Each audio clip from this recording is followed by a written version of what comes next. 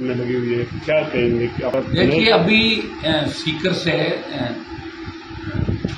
थोड़ी टाइम पहले स्कूल से जिस तरह बच्चे का अपहरण हुआ, तो ये आज मैं इसलिए कह रहा हूँ कि मैं जब फ्लाइट से उतर रहा था उसलिए मेरे पास टेलीफोन आया, सीकर से इस तरह बालक का स्कूल से अपहरण हो और बदमाश उसको आगे आके लेके भाग रहे हैं और पुलिस पीछे पीछे। तो इतने हौसले बढ़ गए, दुस्साहस अपराधी इस तरह करने लगे कि एम्बुलेंस में बलात्कार हो रहे हैं, थानों में बलात्कार हो रहे हैं। आपके महिला बलात्कार के अंदर राजस्थान 1 नंबर पर चला गया, यूपी बिहार को पीछे छोड़ दिया। यहाँ आम आदमी सुरक्षित नहीं, हमारे बालिकाएं सुरक्षित नहीं, बच्चे सुरक्षित नहीं, महिलाएं सुरक्षित नहीं। नेता माफियाओं का गठजोड़ सरेआम हो गया और जिस तरह बजरी माफिया ने सरकार पे कब्जा कर लिया, वही बजरी माफिया जो पहले वसुंधरा जी के नजदीक हुआ करते थे वो आज इस सरकार के नजदीक है और पूरी बजरी का खनन अवैध रूप से करा के उसकी रॉयल्टी वसूली राजस्थान के अंदर कर रहे हैं। बीकानेर के अंदर भी एक नेताओं का कोकस, मंत्रियों का कोकस किस तरह सरेआम बजरी की आपकी जो ये कच्ची मिट्टी होती है इनकी रॉयल्टी किस तरह 600 की रॉयल्टी बता के 6,000 रुपये वसूल रहे हैं। बीकानेर के मंत्रियों का इन्वॉल्वमेंट, मंत्रियों की रॉयल्टी, मंत्रियों के रिश्तेदार दूसरे मंत्रियों की रॉयल्टी। 6-7 मंत्री बीकानेर जिले के अंदर है, लेकिन बीकानेर अपराध में राजस्थान में 1 नंबर की ओर जा रहा है। हर 5-6 दिन एक कत्ल हो जाता बीकानेर के अंदर। बलात्कार, हत्या, लूट, डकैती आम बात हो गई। रोजगार मिल नहीं रहा है, बेरोजगारी में हम बहुत आगे जा रहे हैं। सरकारें वादे जरूर कर रही है, बीजेपी विपक्षी भूमिका नहीं निभा पा रही है। सिर्फ धर्म के नाम से कुछ जगह झगड़े करवा के और सत्ता मारना चाहती है और मुख्यमंत्री बनने के लिए बीजेपी के लोग लालायित है और कांग्रेस कुर्सी बचाने में लगी है। अशोक गहलोत सीएम रहना चाहते हैं और सचिन पायलट मुख्यमंत्री बनना चाहते हैं।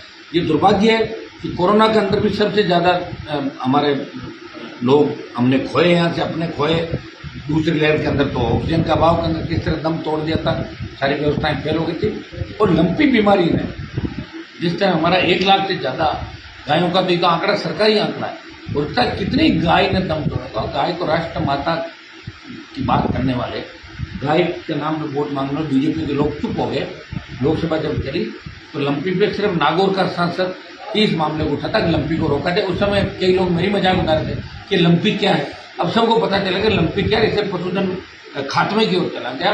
समय रहते अगर राजस्थान की सरकार, दिल्ली की सरकार इस लंपी जो 2019 में बंगाल उड़ीसा के अंदर आई थी, अगर टीका ईजाद किया जाता तो आज पशुधन को बचाया जा सकता था। सरकार तो वेंटिलेटर में, सरकार होटलों में रही, सरकार बाड़े बनने में रही और बीजेपी ने भी कोई कम काम नहीं किया। सरकार को कमजोर करने का हमेशा भाजपा ने काम किए होंगे। इनका हाउस के अंदर भी आपने मैनेजमेंट देखा होगा भारतीय जनता पार्टी का कि ये सिर्फ अखबार में छपने के लिए इनके नेताओं के रोज बयान आते, फ्रंट पे कैसे फोटो छपे, कैसे मीडिया पर हम चले और हमारे कपड़ों पे दाग नहीं लगे, मिट्टी नहीं लगे, बस इसी तरह हम सत्ता में आ जाए।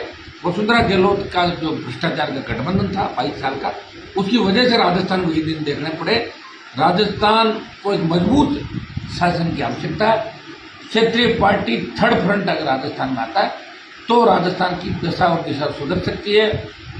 राष्ट्रीय लोकतांत्रिक पार्टी मजबूती से राजस्थान को नए विकास के आयाम मिले, कानून व्यवस्था ठीक हो, कर्ज मुक्त किसान, हमारा जो आज़ादी के 70 साल बाद अमृत महोत्सव मनाने की दिल्ली वाले बात करें, लेकिन किसान आत्महत्याएं करा कर्जे की पूर्ति करे, जवान बेरोजगारी से तंग आकर आत्महत्या करा, कलम की जगह उनका बंदूक है। इन सब से अगर राजस्थान को बचाना है तो नई सरकार, राष्ट्रीय लोकतांत्रिक पार्टी, तीसरे मोर्चे की सरकार राजस्थान में बने और इसके लिए लगातार 20 वर्षों से मैं प्रयास कर रहा हूँ। उसी का परिणाम है कि आरएलपी राजस्थान में तीसरे मोर्चे में उभर रही, लगातार उभर रही है। और आगामी दिन जो हमारा 1.25 साल का कार्यकाल रहेगा, इस सरकार का जो 1.25 साल बाद चुनाव है राजस्थान का, इसको लेके चाहे दिल्ली सरकार की अग्निपथ हो, उसका भी हमने विरोध किया। 2 लाख की रैली के देश में एकमात्र सांसद था जो अग्निपथ को वापिस लेने के लिए सड़क से लेकर सदन तक आवाज उठाता है। किसानों के जब बिल आए, दिल्ली की सरकार लाई, हमने मंत्री पद को छोड़ा, एनडीए छोड़ी और सड़क पर किसानों के 70 दिन बैठ के किसानों की जीत कराई।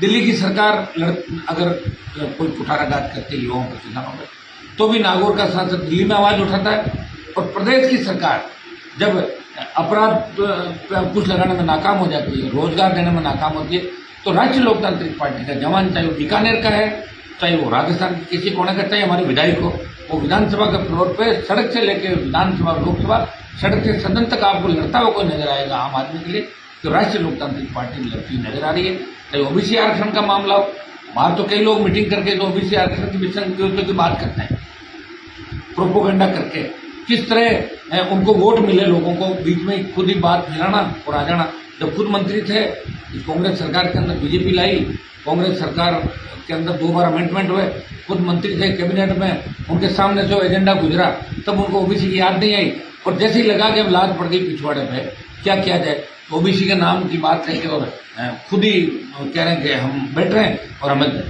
बात करने के लिए बुला लो। ऐसी स्थिति राजस्थान सरकार के पूर्व मंत्रियों की, कांग्रेस के विधायकों की बढ़ गई। तो इसके लिए कौन जिम्मेदार है?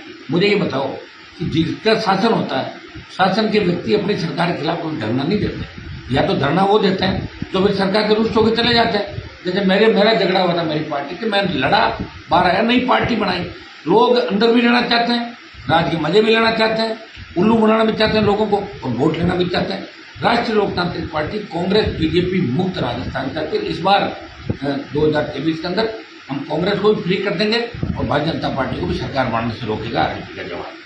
बीकानेर में हफ्ते में दूसरा दौरा है क्या? बीकानेर से मेरा पुराना संबंध रहा है, पिछले 15 सालों से लगातार बीकानेर की कोई भी समस्या रही उसको मैं विधानसभा के फ्लोर पर भी, लोकसभा में भी, और जवान किसान के मुद्दे जो देश प्रदेश के तमाम हर मामले में उठाता हूँ। बीकानेर जिले का जवान हमेशा मेरे साथ प्रदेश हर जगह संघर्ष करा, नौजवानों की मेरी मजबूत टीम है, और लगातार मैं बीकानेर के अंदर दौरे इसलिए कराऊंगा। आगामी जो चुनाव होगा 23 में बीकानेर की सारी सीटों पर राष्ट्रीय लोकतांत्रिक पार्टी मजबूती से चुनाव लड़ेगी, क्योंकि जो जवानों की ताकत हमारे पास है, किसान की ताकत है, वो किसी दूसरे दल के पास थी। इसलिए इस बार पिछली बार की 57 नहीं, अब की बार 200 सीटों पर की चुनाव लड़ेगी। हाँ, हो सकता है कुछ सीटों में ऐसे दलों से गठबंधन किया जा सके जो कांग्रेस और बीजेपी के खिलाफ मजबूती से राजस्थान को बचाने के लिए आगे आ सके, लेकिन बीकानेर की सारी सीटों में राष्ट्रीय लोकतांत्रिक पार्टी को चुनाव लड़ेगी। वसुंधरा राजे का 9 तारीख को दौरा है, आप उसको लेकर क्या? देखिए, वसुंधरा जी की फिल्म अब खत्म हो गई राजस्थान के अंदर। पहले जब वसुंधरा को लाए थे तब वो जाट की बहू और राजपूत की बेटी और गुजर की समझन के नाम पे वोट मांगे, जाट उससे चला गया, राजपूतों में कई 17 नेता हो गए नए नए, और गुजरों पे जो 80 गुजरों को मार के उन्होंने जो मतलब गुजर समाज के अंदर जो उनकी गुजरों में गोलियां बरसा के जो आरक्षण को बीच में लटका दिया था, उसे देश का गुजर आज भी समझ रहा है, इस बात को प्रदेश का गुजर जानता है। वसुंधरा को देखते हैं उनके गांव हरे हो जाते हैं, इसलिए वसुंधरा का नहीं तो कोई जनता में क्रेज है, और न पार्टी उनको पूछ रही है। वो तो आ रही है, तो मुझे नहीं लगता किस कार्यक्रम में आ रही होगी, आएगी चली जाएगी, कोई फर्क नहीं पड़ा। सड़कों में लोग निकलते हैं, वहां निकलते हैं, चले जाते हैं। अब वो चला गया वसुंधरा का जादू। अब तो मुकाबला राष्ट्रीय लोकतांत्रिक पार्टी यहाँ जवान और किसान इस आरएलपी को उम्मीद के साथ देख रहा है कि आरएलपी की अगर सरकार आए तो किसान और जवानों की असली सत्ता होगी, और किसान जवान और बेमुक्त अपराध मुक्त राजस्थान होता है, किसान जवानों पर राजद। लोग राष्ट्रीय लोकतांत्रिक पार्टी पर भरोसा करते हैं, एक आह्वान पर लाखों लोग पहुंच जाते हैं, और यहाँ बीजेपी पूरी ताकत लगा देता है। प्रधानमंत्री की सभा और दूसरी उनमें 20,000, 30,000, 40,000 ज़्यादा संख्या नहीं कर पाते भारतीय जनता पार्टी के लोग, और कांग्रेस के लोगों से, जैसे कि कांग्रेस तो अपनी लड़ाई मुड़ के खुद ही खत्म हो जाएगी, और बीजेपी ने काम नहीं किया, ये राजस्थान की जनता अच्छी तरह जान चुकी है। इसमें आप लोगों का सोशल मीडिया पर बहुत बड़ा योगदान है। इस बार नए परिणाम और नए नतीजे राजस्थान के अंदर आएंगे, राजस्थान इतिहास बदल देगा इस बार।